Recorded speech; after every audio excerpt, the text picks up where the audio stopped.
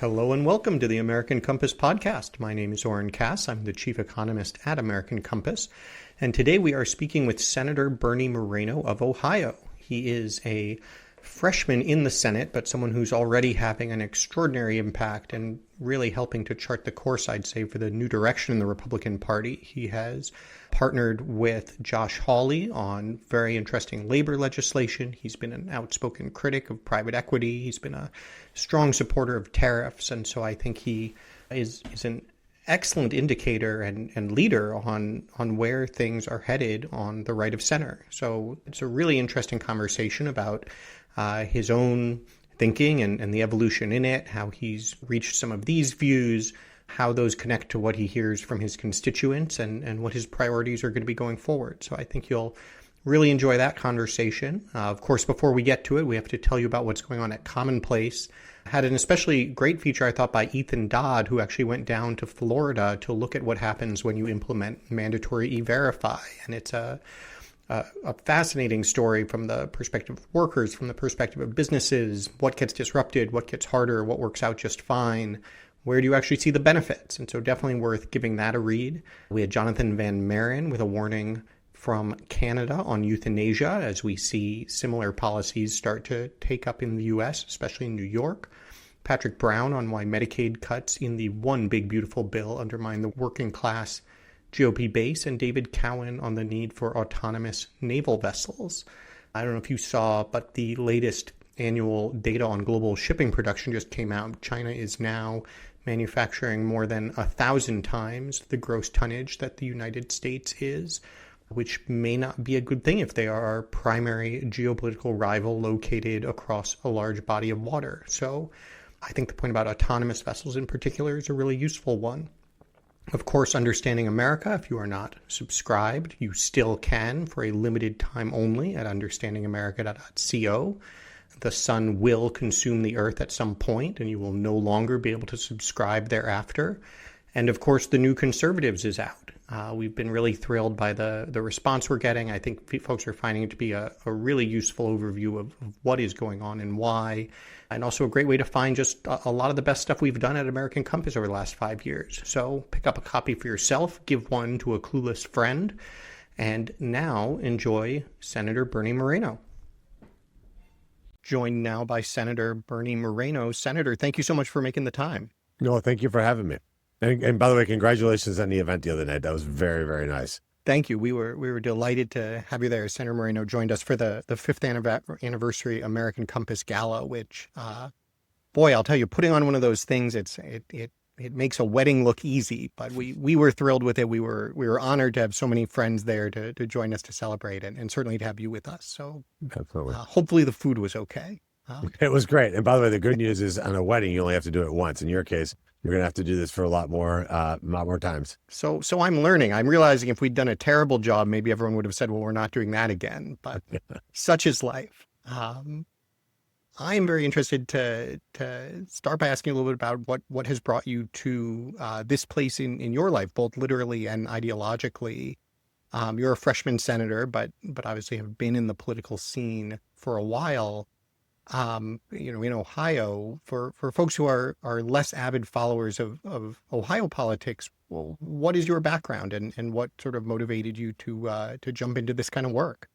So I'll start with who I am. So I'm somebody that was born in Colombia, South America. That's where my parents are from. We had the honor of being welcomed into the United States legally.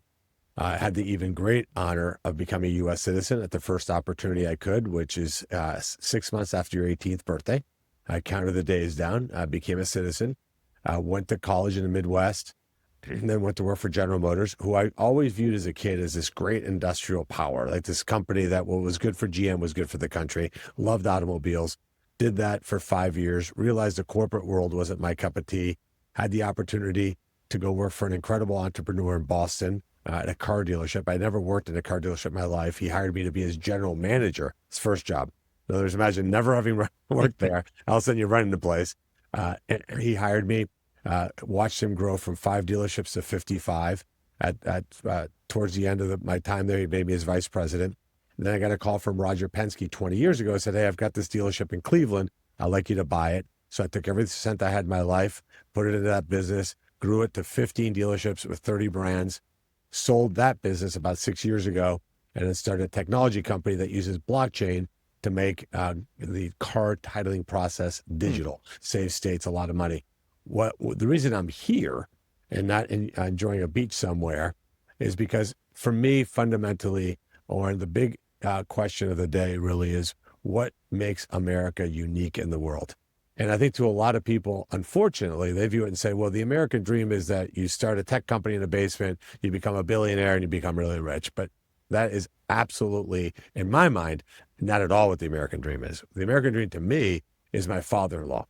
He's a gentleman that was born in Northwest Indiana, graduated from high school. The next day reported to work at U.S. Steel, not as the CEO, but as a worker, was able to raise 3 kids, own a home, own a car, go on vacation periodically. And today he's retired completely debt-free and lives just outside Cincinnati. That experience of being able to live a good life where one parent, a mom or a dad, can provide for a good, strong, healthy family and make their kids' lives better, that's what's unique about this country. See, that doesn't exist at scale in places like where I came from. You either have really wealthy people or really poor people. And of course, when that happens, you have a very corrupt government.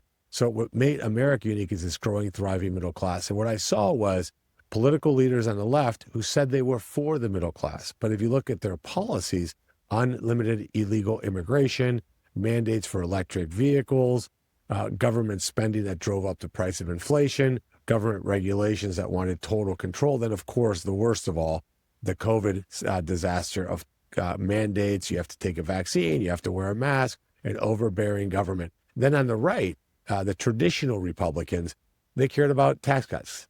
That's it. As long as we cut taxes, that's all we're going to do. There was a gap missing, and that gap was filled by one Donald J. Trump, and now, of course, my friend, Vice President J.D. Vance. I said, well, wait a second. No, actually, the job of government is to make certain that we provide an environment which that middle class can thrive and grow. And I think that's the sea change that hasn't been talked about enough. Of course, you talk about it quite often, but that's what's led me exactly to this moment, as I believe God puts us in a time and place always to do what we need to do. And this is what I feel called to do. That's terrific. It's a great summary, I think, of the problem in a lot of ways. What's your diagnosis of why that happened? You sort of described some of the policy failures, certainly on the left of center, some blind spots on the right of center. When you compare the economy of a prior generation to today's, what do you see as the biggest things that have changed? Whether that is policy, technology, globalization, what in your mind is at the top of the list of what's different that we really have to do something about? Well, it was a very bipartisan decision to gut out our industrial sector. 25 years ago, China did not have normal relations for trade with America. They weren't part of the World Trade Organization. Bill got passed 25 years ago. I think most of the problems, especially in my state, can be traced to that law. So what happened? The Chinese GDP went from 1.2 trillion to almost 20. You saw places like Toledo, Youngstown, Dayton, Warren, Ohio, that got absolutely gutted, but the people don't leave. People are still there. The community is still there. It's just now instead of having 3 or 4% unemployment, you have 20% unemployment. The government services are strained. The family system collapses. And that father-in-law story that I just told you became impossible because what are you going to ask him to do? Go to San Francisco and be a tech coder? That was so demeaning to be that you had leaders saying those types of things. So this was a very bipartisan result. This was a result of politicians that came here and made decisions that, quite frankly, and this will sound a little crass, but benefited the donors.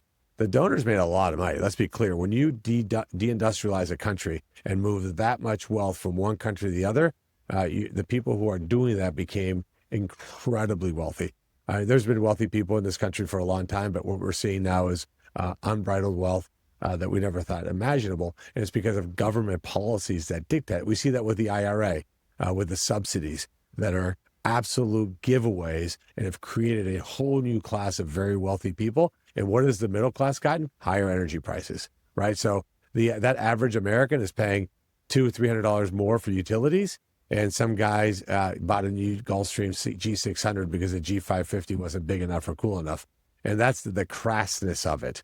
And instead of having politicians say, whoa, our job is to fight for that working class, to make the environment happen, put the guardrails so we don't do these types of things. They've shipped our jobs overseas. And then, even worse, they ask those very people to have their kids go fight a war that had nothing to do with the United States of America, and then call them racist for saying they didn't want their jobs replaced by criminal aliens that had come into this country illegally. I mean, you could see where the frustration was. And when President Trump just said these things out loud, a huge group, a huge swath of people that maybe even thought of themselves as Democrats, all of a sudden voted Republicans, which is why when he's not on the ballot, a lot of them stay home because they're like, no, this is like the old Republican. That's not who I'm voting for. I want somebody who's fighting for me because there's nobody who's standing up for that working class American. Yeah, the ballot point is a great one, and it speaks to, I think, something we're seeing playing out somewhat in Washington right now, as we have an administration that has one set of priorities and a Congress that in some places on the same page, in some places, even though it is a Republican majority in both the House and the Senate, seems not necessarily on the same page. What has been your impression arriving in the Senate in terms of where the conference stands, where you feel like they're sort of, yes, everybody is on the same page in your direction. Yes, there's sort of some good faith disagreements, or, there's where there might be places where we're kind of waiting for a generational turnover to happen in some respects. Well, this is such a sea change. I mean, this is not a nuance, right? This is a dramatic change in perspective. I think if you draw a line generally, and it's not a hard and fast rule, so I don't want to disparage any of my colleagues here, but if you draw a line at 16 and look at people who were elected prior to 2016, it's harder for them to make the transition. Those elected after 16, when the movement really started, it's accelerated quite a bit over the last few years. You're seeing that with tariff policy, where you have some of my colleagues that just go absolutely bananas at the idea of any tariffs. In fact, of course, I like to game it out with them. Okay, so let's make everything in China. I mean, why not just get our entire manufacturing site? If it's good that more stuff is moving overseas because we get cheaper goods, and let's keep it going, right? Let's just become a services only economy. See how that works out.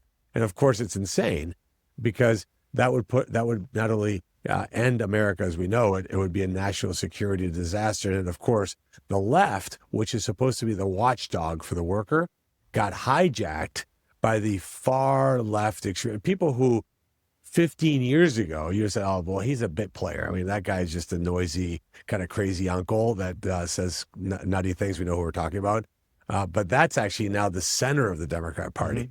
Mm-hmm. There's people even way to Bernie Sanders' left on this idea that transgenderism, unlimited illegal immigration, electric vehicle mandates, crippling of our industry, total and complete control of the markets, foreign wars, intervention everywhere. That used to be Republican. All those things have now flipped to the far left.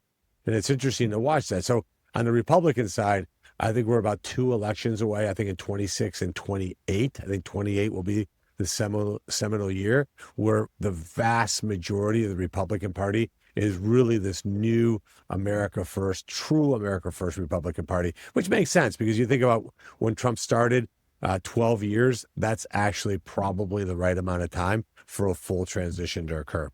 Yeah, I think that's what I've always thought about in terms of kind of timeline, is if you look at either, the coming of the Reagan Revolution, the coming of the New Democrats, it's sort of a 10 to 15 year process typically. Something that's been so different for the Republican Party is that Donald Trump actually won, that a lot of times this stuff is kind of going on in the wilderness. Instead, it's going on the front page because it is a coalition that is politically successful today, even as it is sort of working out what it's going to be. I've been especially impressed by a couple of the places you've sort of taken really strong positions that are, I think, some of those issues where there's definitely no consensus at all at this point. One has been on labor, where you've been working with Senator Hawley. And another is on finance and private equity, where you've been dealing in particular with some of the problems in Chillicothe. So I wanted to ask you about both of those. Maybe on the labor question first, you've worked with Senator Hawley now on a bill that I think takes a fascinating approach it looks at the PRO Act, which is the big, it's essentially Democrat bill with all of the big labor priorities in it. And it basically breaks it out and it says some of these things are terrible. Some of them are actually good for workers. And so let's just do those. And I think the first one focuses on getting to a first contract, ensuring that where workers do organize, they, of course, go through the bargaining process then with an employer, but the employer can't just run out the clock. They actually are guaranteed to get a first contract. What brought you into that project, and what has been your experience working on that kind of labor issue? Yeah, well, the first thing we have to do is understand that the days of the Republican Party being anti-union is nonsense. U.S. Steel, where my father-in-law worked, was a union shop. The United Steelworkers. Unions in and of themselves can be very positive to a company if they're cooperative. Look at Sean O'Brien with the Teamsters growing his membership. Why is his membership growing? Because they see value. There's not a lot of interest in getting rid of Teamsters where the Teamsters are. They provide a lot of training. They provide a very effective healthcare system that doesn't have anything to do with the government. They take care of their people in retirement. So they, by the way, insist on making sure that the members are legal, that they're taken care of, and that they complete their obligations. So when you have a positive union, it's very positive for the company. So the point of view is this, which is, look, if your workers have voted to join a union, you owe it to your workers to get them a contract. And just running out the clock is unreasonable. And it goes back to, well, probably the reason your voted to join a union is because you probably weren't doing a good job for your workers. When I had technicians, for example, in my dealerships, probably a couple hundred of them, the UAW would come in sometimes and want to talk to organizing my technician. Never got in the way. In fact, I said, look, you guys don't have to check it with me. Go back there, you free reign. Go talk to anybody you want. And of course, they'd usually come back to me and say, hey, your people love you. They love working here. I said, no kidding. I love them, because without them, I'd be totally, completely screwed. We invest a lot in training. We invest a lot in tools. So, but if your workers are telling you, hey, we don't think you're doing a good job for us, and as a result, we need this intermediary, well, then you owe it to them to give them a contract. And that's common sense. I don't think that's anti-business or a giveaway to labor. I think that's common sense. What kind of reaction have you gotten, especially back in your state? What arguments make sense to people? What parts are they either kind of have very reasonable concerns, or you think misconceptions? How do the conversations go? Imagine the outrage of shooting puppies in the street and then multiply by 10. You would think I literally sold the entire country out. In fact, the comments were made like, why did we vote for you? We had Sherrod Brown. Look, we can't be viewing unions that way. Again, there are some unions. Look, I've talked to the UAW. I've talked to Sean Fain and said, hey, look, you got to be more cooperative. I remember when I worked for Saturn, every meeting we went to, there was a union representative there. We had a great relationship. They added tremendous value. I think net, they made Saturn better. I think that kind of union's good. The challenge is the UAW, about 30% of their members now are college professors. So you can imagine, they've gone a little off kilter, a lot off kilter. And so we need to get them back to understand, hey, what we need to really reshore manufacturing in a positive way, especially in my state, we need a union that's really forward thinking. Otherwise, these companies are just going to go to states that don't have unions, right to work states in the South. I've had that conversation many times. But look, at the same time, the hardcore business community can't say, look, under no circumstances, unions are absolutely the bane of existence. I think there's a middle ground to say, hey, look, we got to recognize as business people, sometimes they're needed. And we also have to recognize on the labor side, hey, we got to do better to make sure we add value. For example, the building trades, they add value. Carpenters unions, they do a great job. They do a lot of training, investment, facilities, upskilling. All that is very positive for the businesses that use them. They make certain that their workers show up on time, they do a good job, they're well trained. And of course, now the Democrats are advocating for illegals that don't do a good job, right, are doing subpar work, are completely untrained. And that's dangerous because they're building our buildings, right? They're building our schools and hospitals and other facilities. So we have to make certain that we have standards, and the union does a good job in the case the unions that laid out of doing that. tell the story of Chillicothe and what's happened there and sort of how you got involved and what you've learned from it. Look, this is a paper mill. And look, I'll be the first one to say that obviously there's a lot less use of paper. So that business is under attack in terms of just what's going on in the world. But this place has been around for 213 years. So think about that in this way. It survived the Civil War. Right? Imagine operating a business in Ohio during the Civil War. What that must have been like, right? Then it survived World War I. All right, that's a big problem. A lot of your workers are now overseas. It survived it survived the Great Depression. The Great Depression, the place survived. Survived World War II. Survived the financial crisis. It couldn't survive private equity. And what they did is, look, they make carbonless paper. Demand is definitely dropping in a big way. But the company was still very, very profitable a decade ago. There's 2 private equity firms that owned it, very profitable. So instead of doing what a business should do, which is invest in pivoting, you know what's coming up? Hey, packaging. Packaging is coming up a lot. Everybody wants everything delivered to them on Amazon. We're going to make a lot more boxes, a lot more packaging. Let's pivot to that. That takes investment. So instead of pocketing those profits, we got to invest in new tools. We got to invest in new training. We got to maybe change our customer dynamic. They did none of that. Instead, they sucked the profits dry, and then left the place completely barren. And of course, now closes. And this is 864 workers in a very small town. That would be like in Miami if a company laid off 40,000 people. I mean, you can imagine the impact. These are people who mom works there, dad works there, and the kids work there. Imagine what that does to that family. So we got involved. We asked them to keep it open till the end of the year to give us a time. They initially agreed to do that and then came back to us and said, look, we can't, the business is going terrible. But of course, what they were really doing was consolidating production, if we're honest, right? But they agreed to keep it open 60 more days. So we got a 60-day extra reprieve. And then most importantly, this is, I don't think ever been done. They agreed to hand the asset over to a local community entity so that the community entity can say, okay, we're going to own this thing for $1. They're going to take care of any environmental. They'll take care of any demolition that's necessary. This allows this community organization to say, oh, who is the next user?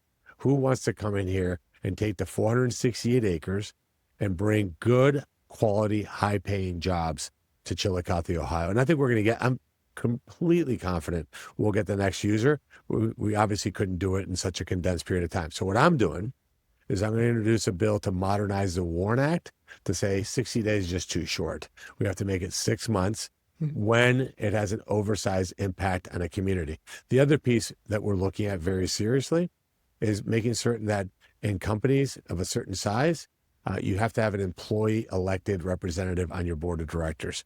I think it's important, and it would be a high value to have an employee representative on that board as a full voting member to say, hey, I know you want to make this decision, but let me give you the worker's perspective. I think that perspective is absolutely missing. As you know, being on public boards right now, let's just call it what it is. It's a good old boys club. And I think having that worker in there that says, hey, look, moving this thing overseas will have this impact on the community, you should be thinking about that. So that voice is missing in the boardroom. We're working through the details to make sure we're really got good public policy there. But those are the 2 things that I'm working on that really is a direct result from my experience at Chillicothe. Yeah, that's fascinating about the board member. Is that, would you envision that you're saying you're kind of working through it, it's sort of for particular types of companies, for particular size of companies, public companies? So who, if anyone in particular, do you think that's sort of most needed for? Sure. Well, it really honestly is needed for every company. Like in retrospect, I look at my own business. I go, well, it was 100% owned by me. I didn't have partners, but I would have liked to have it in full. And I never had a board. But I'm thinking, you know what? Having somebody who was my eyes and ears say, hey, look, guys, you're making decisions. But ultimately, the federal government has limited ability to decide these things. So what I'm currently thinking is that if you're a direct government contractor, so if you have a contract with the U.S. government, that we can control and say, hey, look, if you want to sell stuff to the U.S. taxpayer, you need to have one. But I'm not saying majority. I'm not saying 49%. If it's a 12-person board or 20-person board, just one person that's in there that says, hey, sometimes time out here. I want you to think about that. And that person can either be appointed by the union if there's a union, or elected by the employee base if there's not a union. And honestly, I would hope that CEOs all over the country would rally around this idea, because I think it'd be very, very valuable. Because here's what I learned at Chillicothe. I went there and talked to probably 200 people in this one day that I was there when the plant closing had just come up. They knew exactly what needed to be done in that facility. They knew it. I mean, they said, look, if we had done this, or if we hadn't put this turbine in, if we hadn't put a water filtration system, or if they had, fixed the roof where we saw damage, they know what's up. But instead, there's executives that are so removed from the reality of what happens day to day that they may just make bad decisions. And that's not because they're bad people. They're just disconnected people, which, by the way, is part of the problem here in Washington, D.C. When you live here in D.C. your whole life, you know this. This is not real world, right? So you make decisions for the country based on what you see and feel here. You're going to make really bad decisions. You got to go back out to the community. You got to talk to real people, see what's on their minds, make yourself accessible. Otherwise, you isolate yourself. The Chillicothe example is, I think, it's illustrative of a number of problems we have. One of the ones you highlighted that I think is exactly right is the way that essentially the investors seem to have decided quite rationally that what they wanted to do was suck the capital out of the business rather than invest, and that's something we see in particular companies in all sorts of contexts. If you zoom out and kind of look at the economic data, you see just in general rises in profits, declines in investment. Putting your business hat and policymaker hats on simultaneously, what, if anything, do you think we should be doing about that? I mean, I think it's an interesting, a worker on the board potentially helps in focusing on that. Do you see a government role beyond that, or different policies that might play a role in making it relatively more attractive to be doing the reinvesting instead of the taking money out? Yeah, absolutely. So in the big beautiful bill, we reset investment and R&D tax credits to 100%. That makes a difference, right? Because now you're incentivized to invest where you otherwise wouldn't. I think we have to look at other policies, because look, if you're a business person, it's very simple. You have one job: to maximize profits. That's it. There's no societal cost. You have one function as a business owner. I want to make as much money as humanly possible. So what's the role of government? You have to provide counterweights. You have to provide counter incentives. Well, yes, your job is to maximize profits, but here's the thing. Who pays the price? For example, in 60 days, who's paying the price for that decision? 864 unemployed people. Who's paying the price? The taxpayer's paying the price, right? Because now you have Medicaid increases, you have unemployment, you have rental system, you have SNAP, you have food banks. This is going to cost us tens of millions of dollars. So you have to provide counterweight. So the big beautiful bill with the investment tax credit being at 100%, it's a big deal.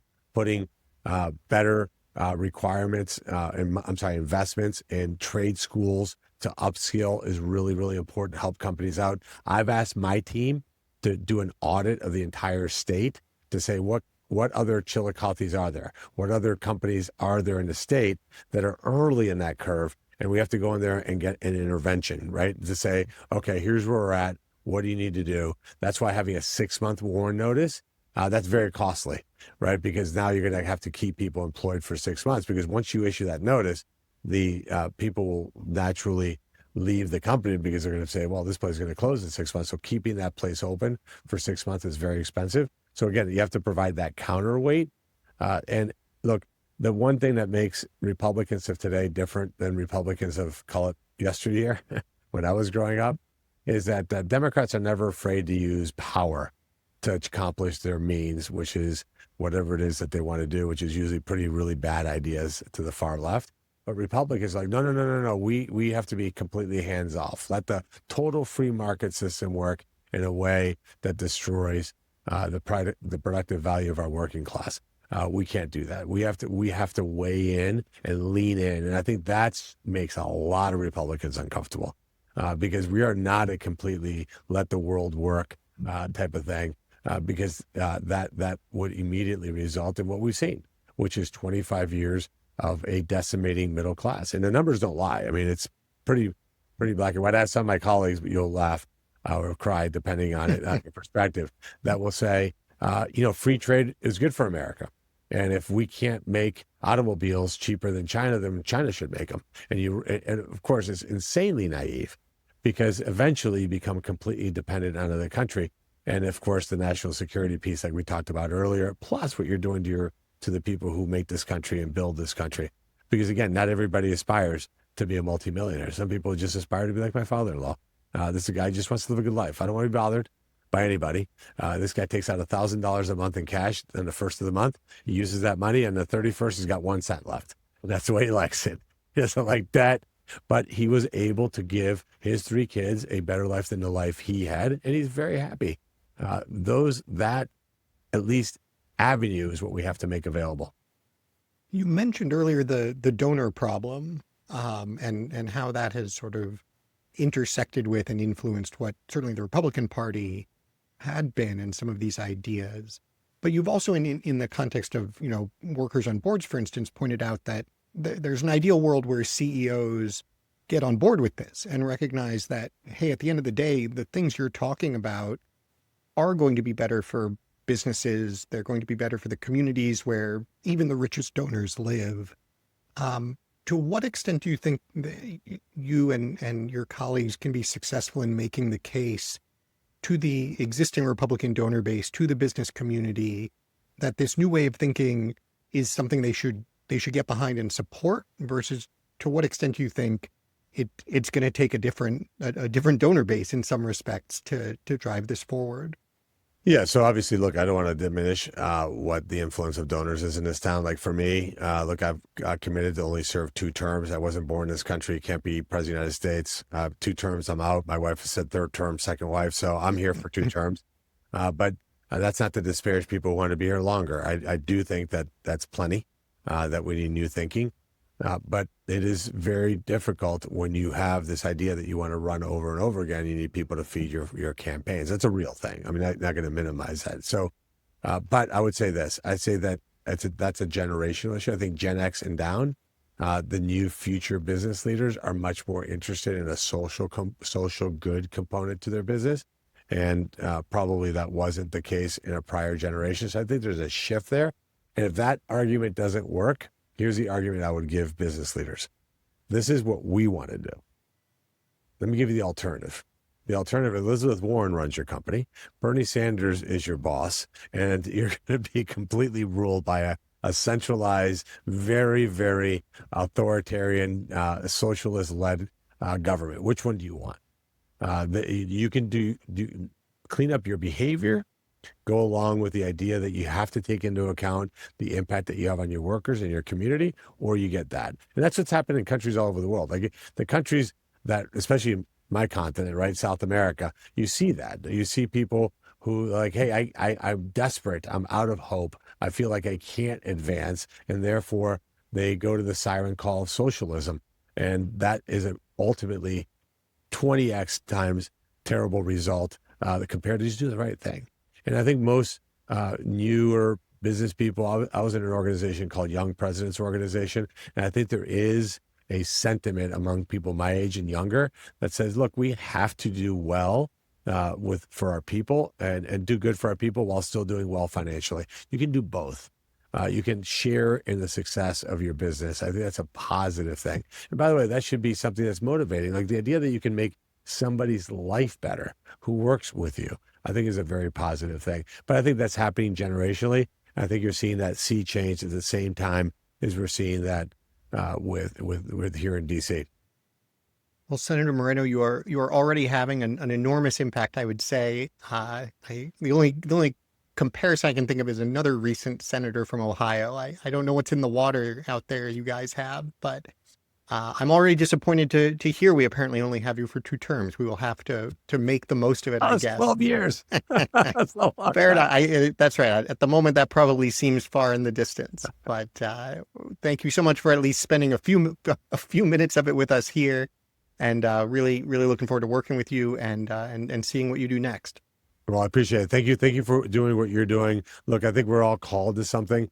I made a decision. I could either work more and leave my kids a bunch of money, or leave them something much better, which is a better country in which they can accomplish whatever they want to accomplish. For me, there's not even close what motivates me.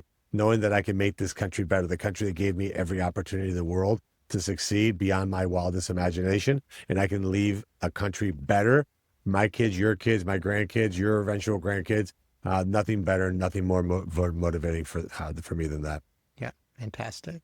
Well, we will have to find another angle from which to talk about that exact same thing next week, and we will be back again soon with another episode of the American Compass podcast.